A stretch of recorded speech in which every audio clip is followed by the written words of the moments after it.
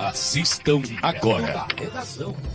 Muito bom dia, ouvintes do Direto da Redação. Hoje, quarta-feira, 8 de setembro. Depois de um longo feriado e com intensas movimentações,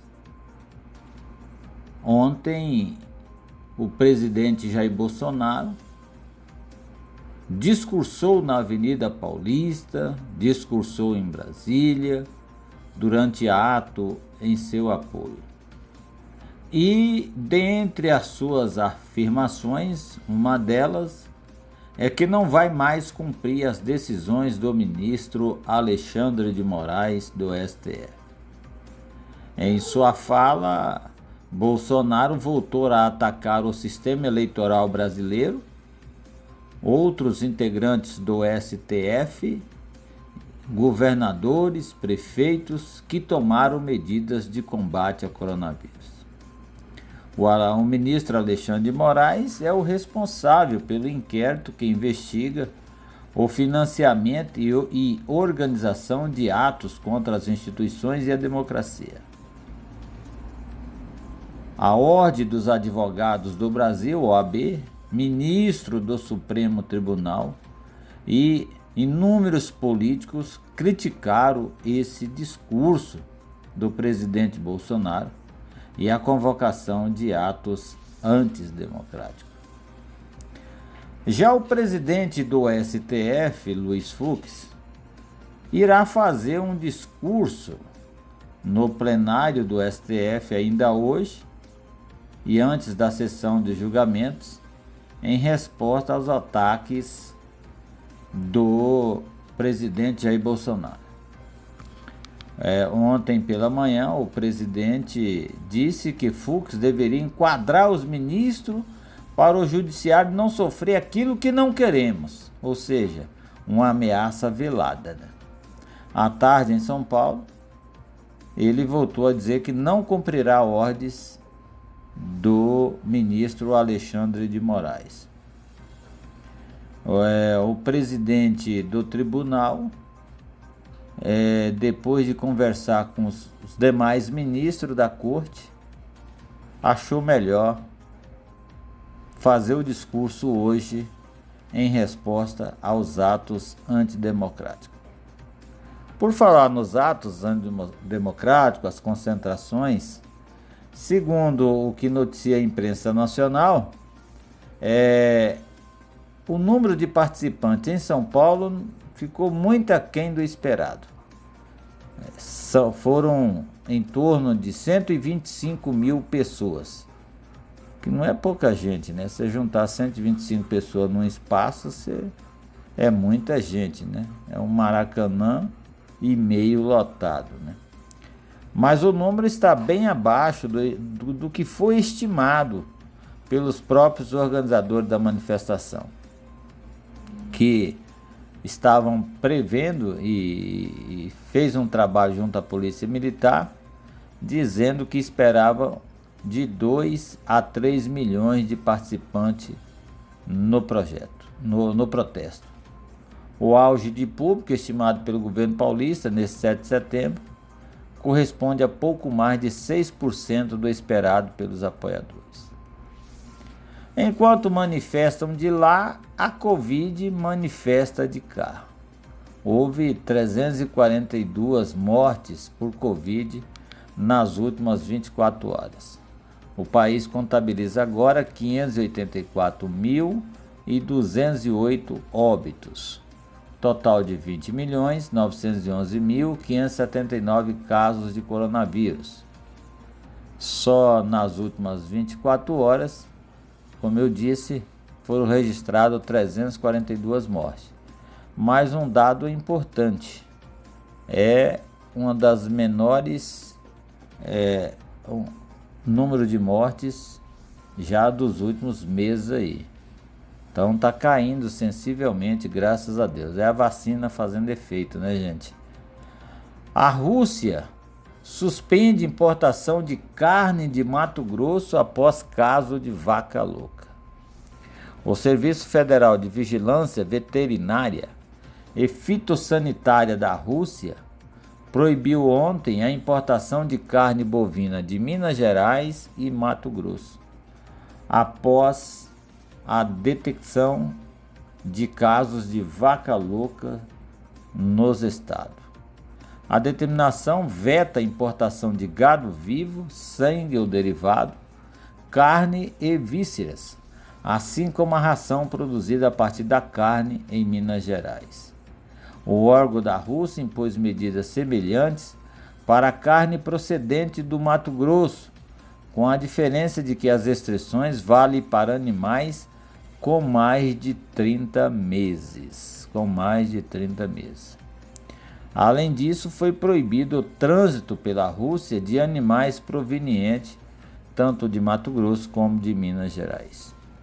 Por falar em Mato Grosso, o boletim de ontem registrou 10 mortes em 24 horas. Esse foi dados divulgado pela Secretaria de Estado de Saúde. No seu boletim registra 524.641 casos já confirmados de Covid e 13.567 óbitos até a presente data. Nas últimas 24 horas, como eu disse, foram 10 mortes e mais 255 novas confirmações. E atenção, o Instituto Nacional de Meteorologia emitiu alerta de perigo por causa da baixa umidade em 42 municípios de Mato Grosso e emitiu alerta amarelo de perigo potencial para 57 municípios. As cidades que receberam a cor laranja de alerta estão com a umidade relativa do ar variando entre 12% e 20%. Nesse caso, há risco de incêndios florestais e de saúde nesses locais, além do ressecamento da pele, desconforto nos olhos, boca e nariz. As regiões mais afetadas são o Nordeste e o Sudoeste de Mato Grosso, inclusive cidade de Guiratinga está dentre elas. A cidade de Rondonópolis, no seu boletim de ontem, registrou apenas 2 casos de Covid e nenhuma morte em decorrência da doença. Isso, num feriadão, até parece que ninguém trabalhou, né? O levantamento até agora tem um total de casos de 37.099 pessoas que já tiveram ou têm o coronavírus. O total de mortes chegou a 925. Muito bem, aqui em Guiratinga, 2 casos foram registrados. Um do sexo feminino, 37 anos, e um do sexo masculino, 39 anos. Agora o total de casos chegou a 818. 31 estão com vírus ativos. Dos 31, 30 estão em isolamento domiciliar e 1 na UTI. E nós tivemos até agora 39 óbitos. Muito bem. Depois do feriadão, com manifestações políticas, nós retomamos a normalidade, né? Ou melhor, voltamos à realidade do nosso dia a dia. Mas fica aí as repercussões das manifestações, da fala do presidente da República, e a pergunta é como elas irão ecoar pelo resto da semana. Ainda não se sabe os efeitos e consequências de um presidente que afirma em alto e bom som que não irá cumprir ordem de ministro da Justiça. Já para o lado do STF, segundo seu presidente, ele estará manifestando hoje ainda. Senadores da oposição pedem que STF apure possíveis crimes de Bolsonaro nos atos. Por enquanto, o Exército se mantém distante de tudo isso. Mas juristas ouvidos pelos órgãos de imprensa, veem crimes de responsabilidades do presidente ao fazer ataques ao STF. De outro lado, vinda pelo viés político, para alguns analistas, Bolsonaro já não tem mais nada a perder. Segundo alguns, o governo dele acabou, sua popularidade está derretendo. Por isso, analisam os especialistas políticos, ele vai para o tudo ou nada. Mas a preocupação de todos e de todo o povo brasileiro é uma só: a democracia é que está em xeque.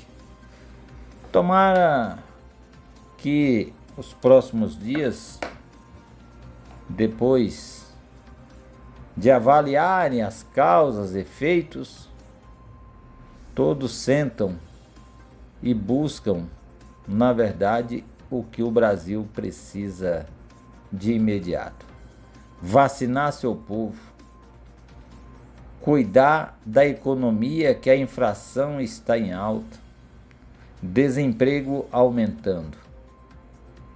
É isso que as nossas lideranças, incluindo o presidente Jair Bolsonaro, têm que se preocupar. Eleições de 2022 está há mais de ano. Com relação à comitiva de Guiratinga, incluindo agentes políticos, empresários, profissionais autônomos, acredito eu que o comitê gestor deve tomar uma posição.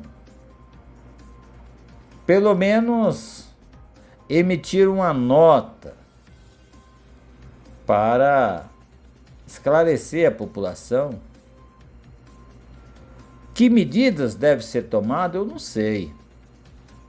Mas o governo também municipal fica numa saia justa, porque cobrar a população que não se aglomere quando agentes políticos, secretários, participam de atos nacionais de aglomerações, aí fica aquela indagação: como vou cobrar as medidas se eu não as cumpro? Fernandinho, direto da redação.